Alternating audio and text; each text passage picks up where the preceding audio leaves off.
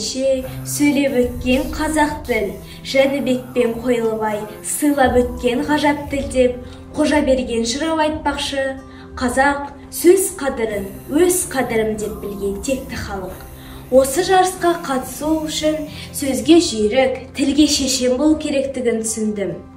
Мен не үшін жыл оқушысы байқауына қатыстым?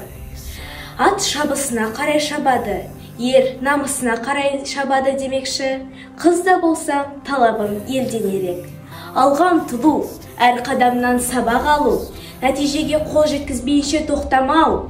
Бұл менің жетістігімнің алгоритмі.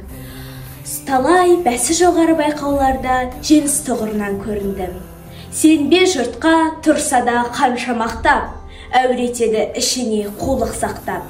Өзіне сен өзіңді алып шығар, еңбегін мен ақылын екі жақтап деген Абай атамыздың сөзін көкірегіме бойтұмар еткен оқушымын. Жыл оқушысы байқауына қатысу себебім де сол.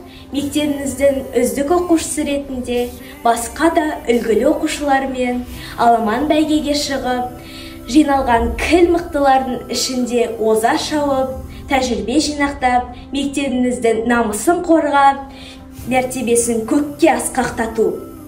Оқуда озат, өнерде алда болуды мақсат етемін. Бұл сайыстың арқасында елімнің жарқын болашағына үлес қосуға бір табан жақындаймын. Өйткені біз жастар, заманның иесі, қожасы, жалынды жанасы.